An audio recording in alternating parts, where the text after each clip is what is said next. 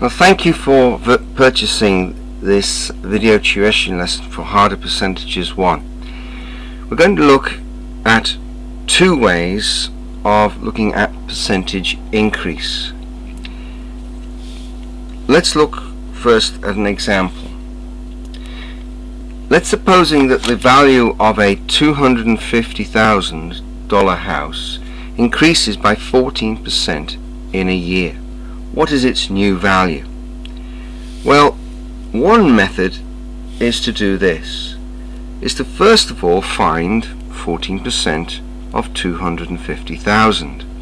Okay, and we'll translate this into a little bit of mathematics. I have done the following. I've made the 14% into the fraction 14 over 100. The of I put in inverted commas because we're going to change that into a multiply sign, and I've got the 250,000 there. I have crossed off two zeros on the bottom of this fraction with two zeros on the top there.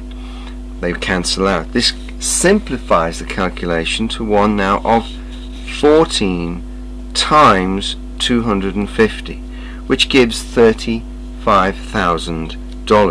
In other words, this $35,000 is 14% of this 250,000, and if the value has increased, then this value here must now have to be added on, there it is, to 250,000, giving us our final price or new price of $285,000.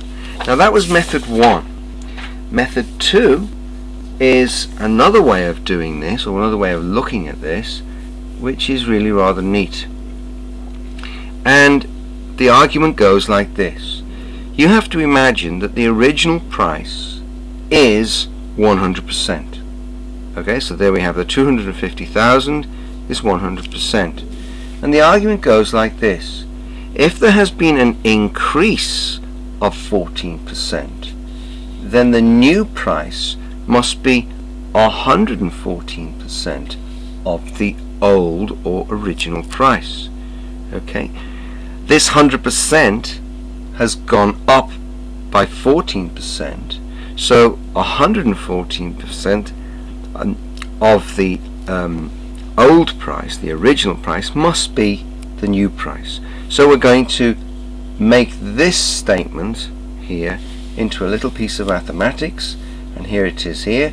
We have to find 114% of 250,000, and again we do that in the same way.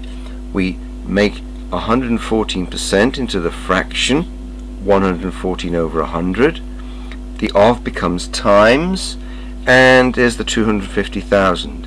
Again, we have crossed off these two zeros on the bottom with two zeros on the top there, leaving us with the simpler calculation to do of 114 times $2,500, and there immediately is the new price, the correct answer of $285,000. We did not have to find 14% of this and then add it on. Okay, this method gave us the new price immediately.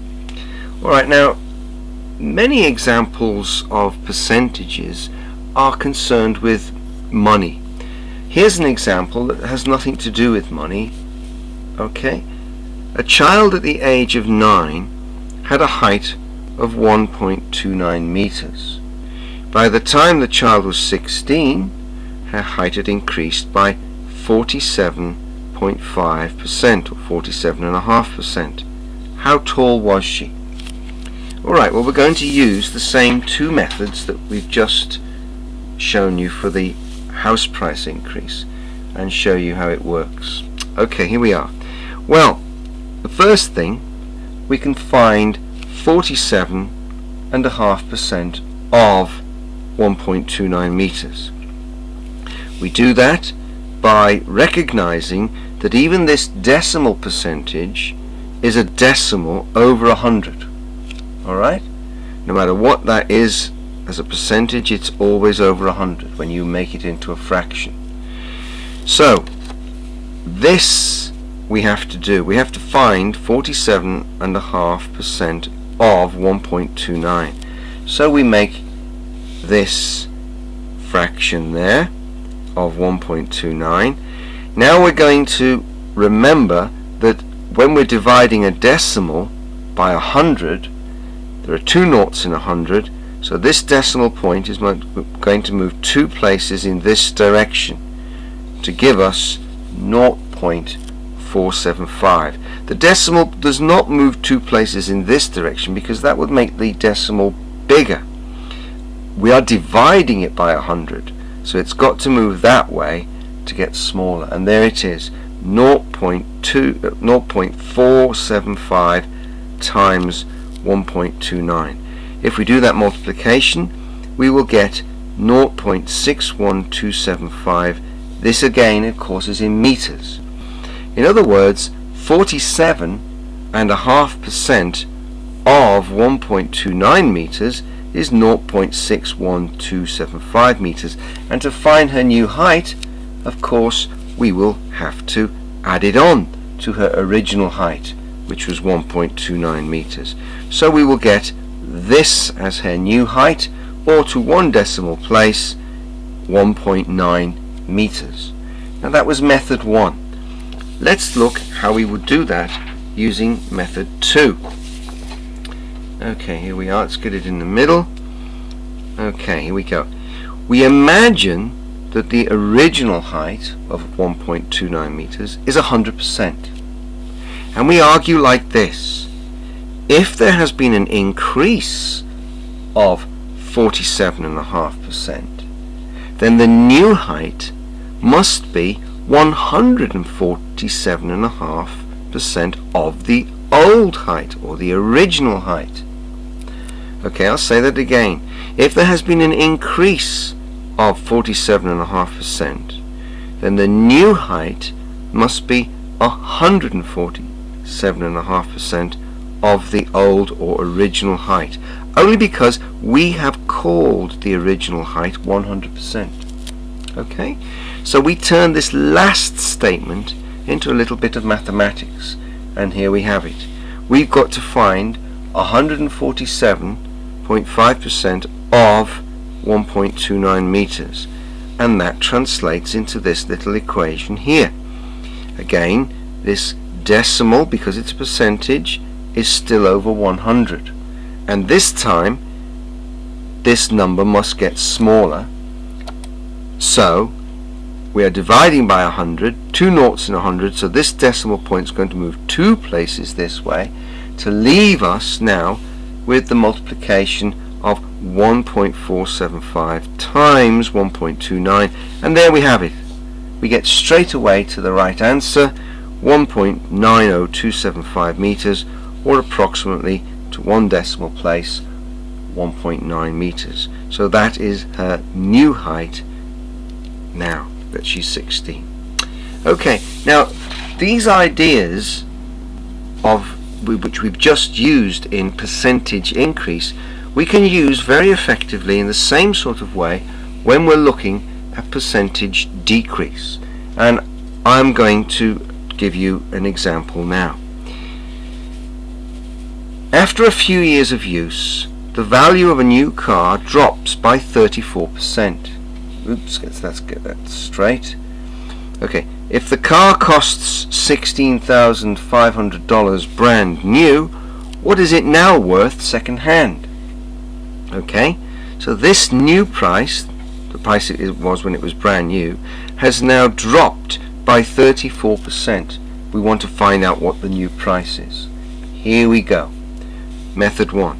We find 34% of $16,500, and again we make the fraction 34 over 100 of, now I've highlighted of inverted commas. Why? Because the of is going to be changed into a multiply sign to give us this little piece of mathematics here. The 0.34 comes from dividing 34 by 100. The decimal point, by the way, is really behind the 4 there. We don't bother to write it in, but it is. It's really 34.0, but because there's nothing behind the decimal point, we don't bother to write that decimal point in, but it is there. And because we divide by 100, it now moves 2 places in front, or to the left, giving us 0.34. We do that multiplication on the calculator, and we get immediately $5,610. In other words, this 5,610 is 34% of the 16,500, and this is the amount of money lost now that the price has gone down. Okay, so this much is lost. In other words, the 5,610 is lost. So to get the new price, we've got simply to take that 5,610 away from the original price, and there we have it. The new price is $10,890. Now let's look at how method 2 works. And again, what we have to do is we have to imagine, or say to ourselves, that let the original price of $16,500 be 100%. Okay? Again, we're letting the original cost be 100%. The argument goes like this. If now there has been a decrease of 34%, then the new price must be 66% of the original price. Now that 66% comes from taking 34% away from 100%. Okay? So that the new price must now only be 66% of the original price. So we change this little statement at the end here into a piece of mathematics, and we do it like this. We find 66% of the original price, 16,500. Now 66% again is 66 over 100, and the of becomes a multiply sign, and we're multiplying by that. Now since we have 2 zeros on the bottom here, we can cross off 1 0 there with 1 0 there. We can cross off another 0 there with another 0 there. Alright?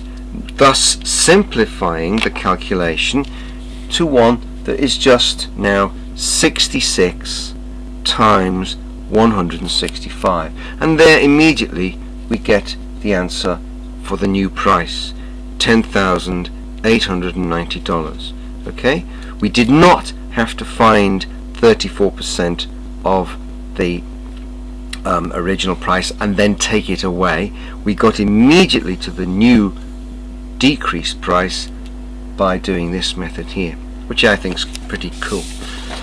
Right, now very often in percentage questions you are not given what the original price is. You're told information about the percentage decrease and the final price, and you've got to sort of work backwards to try and find the original price. Now there are a number of ways of doing this, and I'm going to go through each one quite carefully. Again, let's do it with an example. A woman sold an antique vase for $450.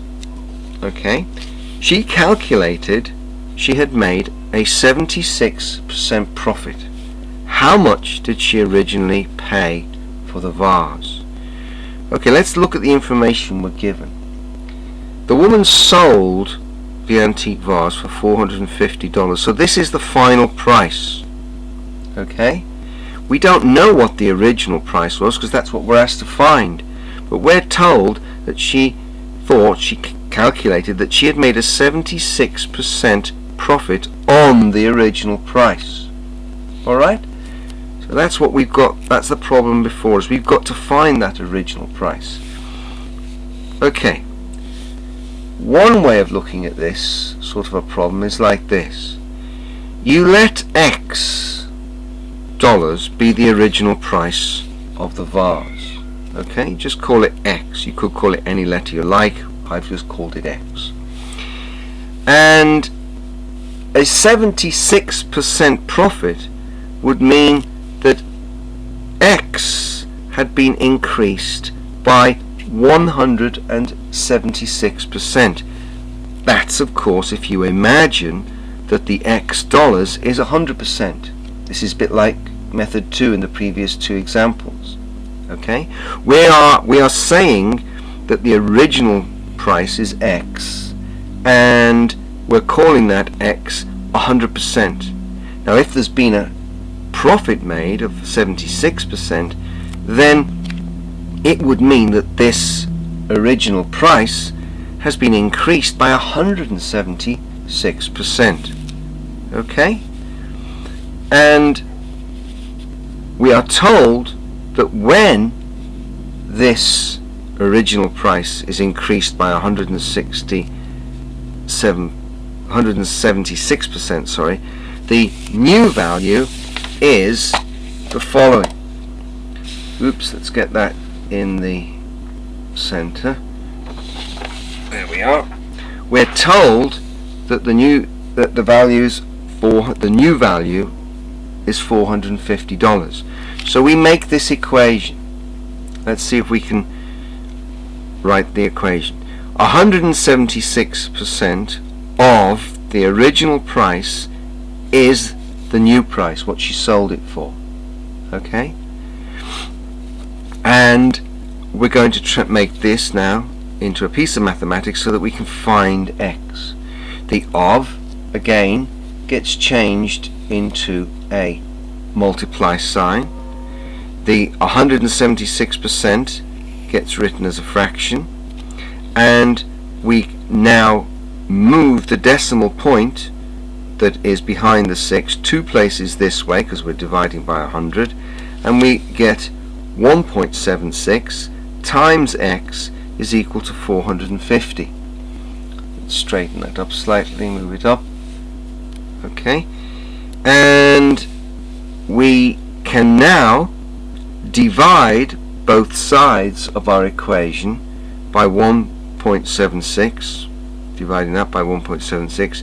We do that because this X, which is being multiplied by the 1.76, if we divide this side by 1.76, we also have to divide that other side by 1.76, but then this allows us to cancel off the 1.76 multiplying the X, and that leaves us just with the X, the value of X. When we divide 1.76 into 450, this is the price we get for the original amount for the vase.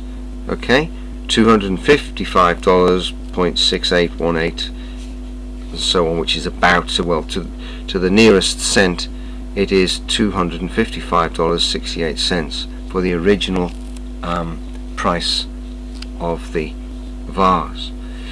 Okay, let's look at this problem in another way. This is slightly longer and it uses a bit of algebra, so I hope no one's going to throw a fit, but I hope to be able to explain this nice and clearly. Okay, again we let X be the original price of the vase. Okay, X dollars. You may be wondering why I keep using dollar signs. It's because my computer doesn't have pound signs, so I've had to use dollar signs. Anyway, I'm letting X dollars be the original price of the vase.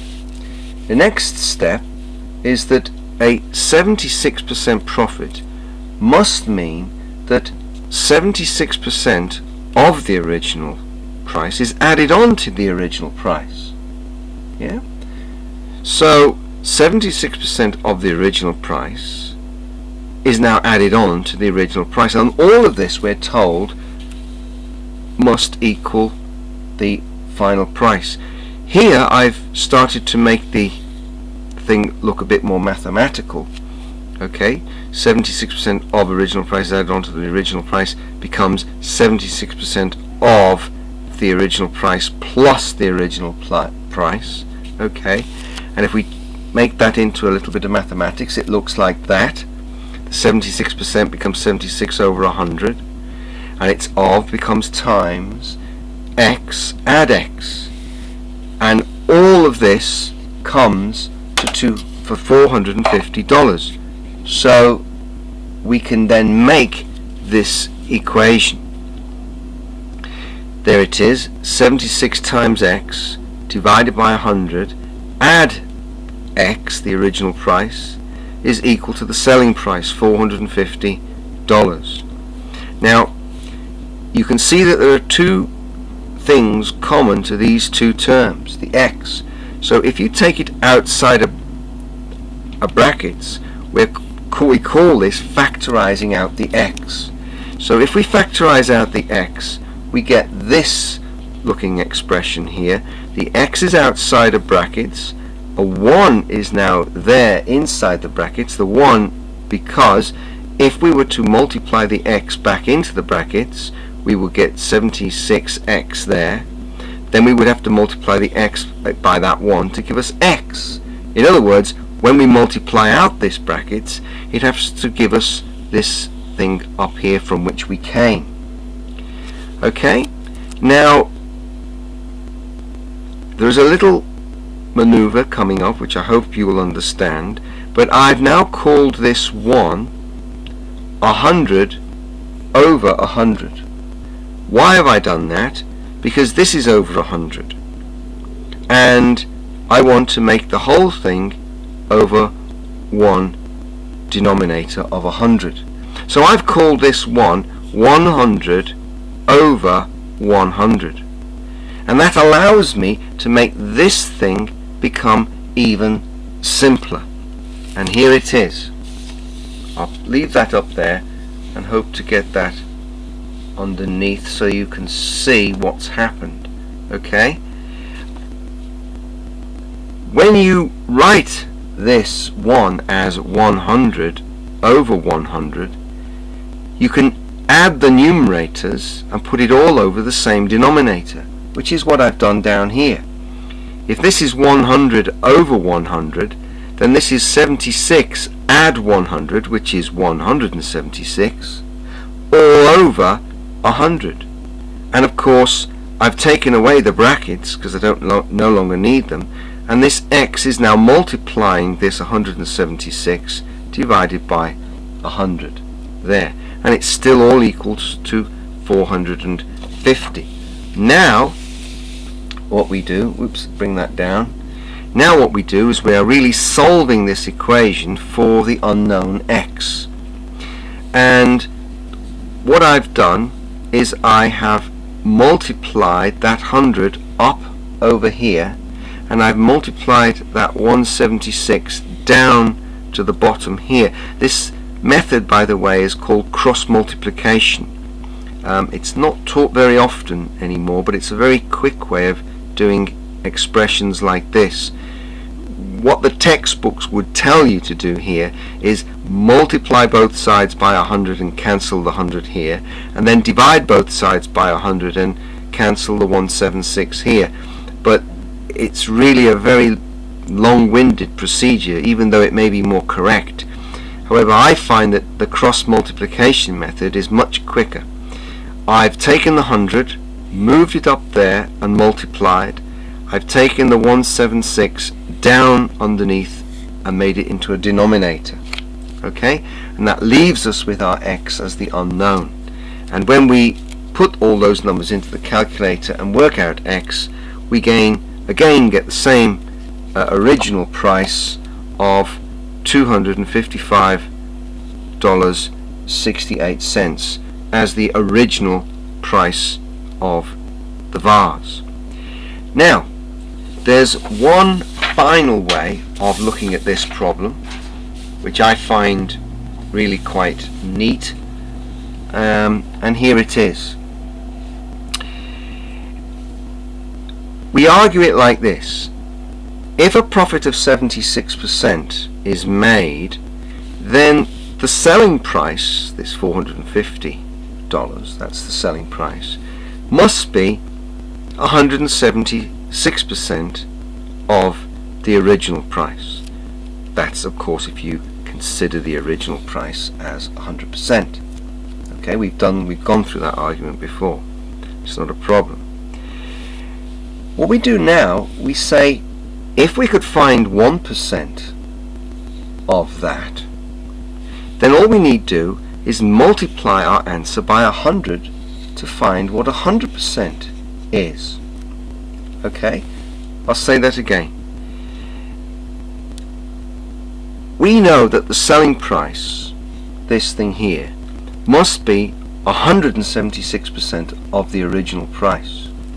So if we find 1% of the original price, then all we need to do is multiply our answer by 100 to find what 100% is. Okay, so here we go. We say if 176% is $450, then 1% must be 1/176th of the original price. You can see here what we've done is we've made a fraction or a ratio of these two percentages. 176% is the selling price of $450. So we've said, well, if 176% is this, what is 1%? Well, 1% must be 1/176th of the the new selling price. So what we do is we find that 1% is 1/176th of that. The of's now become a multiply. Okay, and if you work that out, you see that 1% of $450 is $2.556818. Well, now this 2.556818 cents, this is 1% of that. Well, if that's 1%, 100% must be 100 times this. Okay, and that's what we'll look at right now. Okay, there's the next sheet showing the thinking. Okay, if I can just get it in the right place, let's move it up slightly, get it straightened out. There we go. So 1% is $2.556818. So 100% must be 100 times this decimal. Well, if you're doing this by multiplying this decimal by 100, there are two zeros in the 100. It must get bigger, so this decimal point moves two places that way, and you get the answer $255.68, which is, I think, a pretty nifty way of doing it. Okay, let's have another and final example. This involves let's get it in the right place, there we are, a man that sold an antique car for $22,900, and he calculated he had made 140% profit. How much did he originally pay for the car? Okay, well, what I've done is I've used the method of imagining the original price as 100%. Okay, and I've called the original price X dollars. Okay, so X dollars is 100%. Okay, the original price was 100%. So we make the argument as we've done before. If the man makes 140% profit, then this $22,900 must stand or represent or be equal to 240% of the original price, because we've called the original price 100%. So the 100%'s increased by 140%. So this $22,900 must be 240% of the original price. Okay, so we now change this last statement into a little bit of mathematics, and what we've got to do is this: we've got to find 240% of the original price is $22,900. Now this becomes, in a little piece of mathematics, it now looks like this. Okay, the 240% becomes 240 divided by 100. Okay, as usual with percentages, it's just divided by 100. Doesn't matter that this is a number, a percentage which is way over 100%. Doesn't matter, it's still divided by 100 as a fraction. The of becomes a multiply sign, the x is there, and this is becomes an equal sign. We've now generated an equation which we can now solve. Now I can spot immediately that I've got zeros on the bottom and zeros on the top, so I can, I haven't actually done this, but you could, I was going to say, to simplify it, cross off 2 zeros there and cross off 2 zeros there, but I've noticed here that I haven't done that. What I've done is I've given you another example of cross multiplication. Okay, let's do it using the method of cross multiplication. What I've done is I've multiplied that 100 across the equal sign up to the top here, there it is, and I've taken the 240 and I've moved it down underneath that as a denominator. I've multiplied that up to the top there, and I've multiplied that down to the bottom there, giving us this rather big fraction to calculate. Doesn't matter, with the calculator it's very quick and easy. There's your original price. It comes out as $9,541.666, or to the nearest cent, $9,541.67. Okay, I hope I've managed to explain that clearly, and following on from this harder percentages 1 comes harder percentages 2, and that's all about interest, simple interest, compound interest, etc. And I hope you will find that very interesting as well. Okay, thank you very much for listening.